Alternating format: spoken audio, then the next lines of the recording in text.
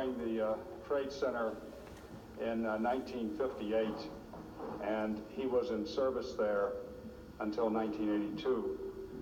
Bill Cooper's a longtime devoted friend of Trammell's, partner of Trammell's.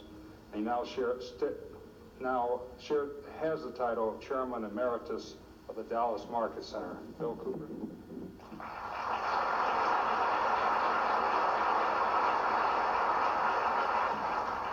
How do you roast a crow?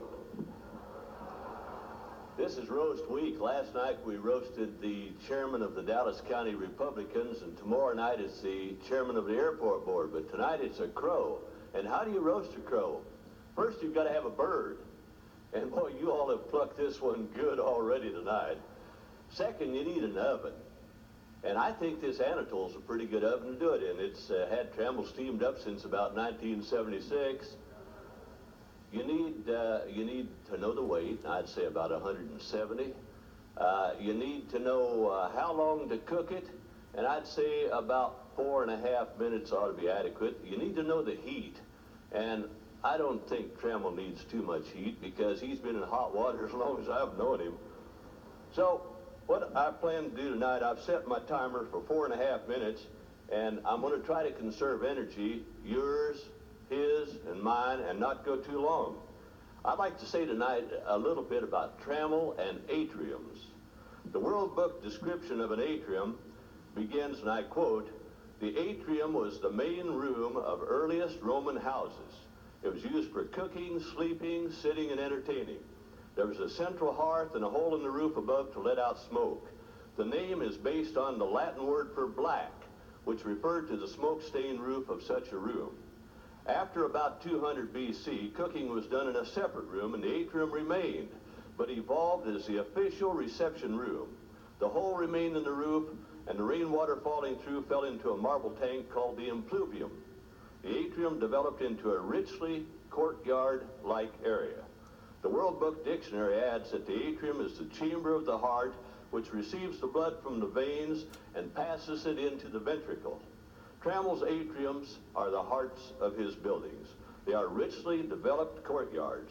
They are official reception rooms. All of them have some kind of an impluvium.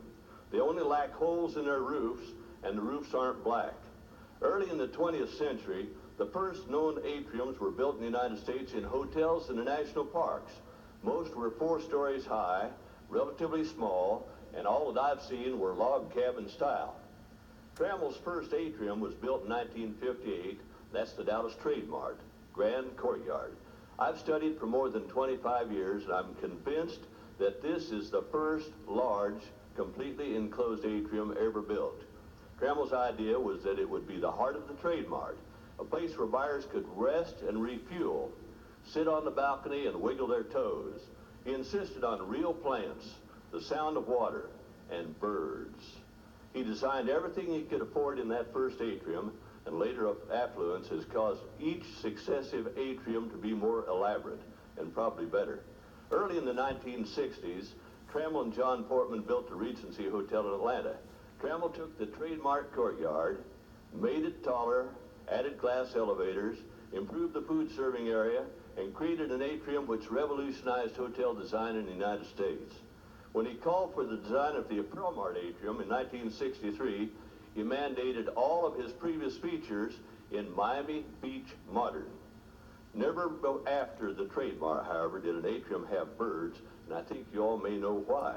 Trammell told us to buy dry birds. Sally Snow, one of our employees at the time, spent weeks studying the birds and decided that parakeets were our best bet. Our initial purchase of 50 parakeets cleaned out the Dallas inventory at the time. When they were turned loose in the courtyard of the Trade Mart, they went in every direction. They flew down the corridors, they went into showrooms, they went all over the building. We had in the building both China birds and real birds, and I must say they dropped all over the building. At the end of about 2 weeks, they were all gone. We consulted with specialists, and they helped us formulate a new plan for introducing the birds to the courtyard. We bought a wild cage and caged them for a week before we turned them loose. And they were acclimatized. They stayed there. Now, parakeets don't drop while flying. All of their droppings were on the railings. Even so, there were unfounded claims in the early days. Many times the health inspector threatened to close down the cafeteria because of the birds. And the birds also ate the plants in addition to the bird seeds.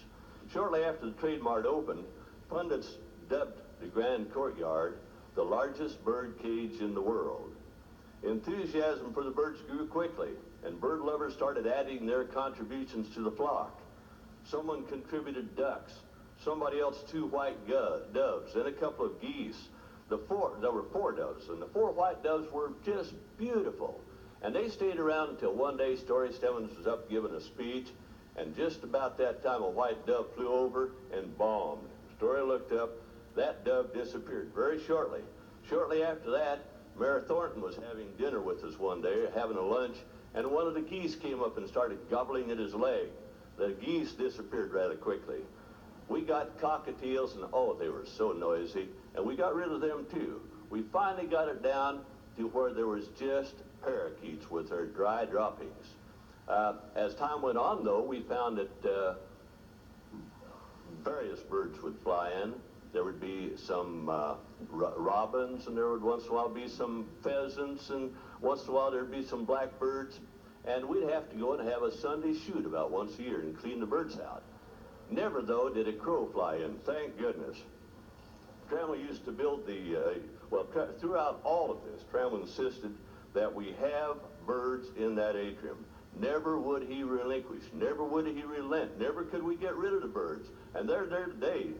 Trammell used to visit the market on weekends, and he'd frequently call me on Sunday, about 5 a.m., and suggest that the bird population was getting low. I think he thinks my enthusiasm wasn't as great as his for the birds.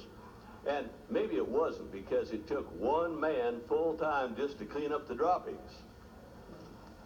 Trammell, I want you to know that I did and do share your enthusiasm for those birds. And one day, I hope that the world will know you not only as TLC, Tender Loving Crow, but Tremendous Atrium Crow, TAC. Thank you.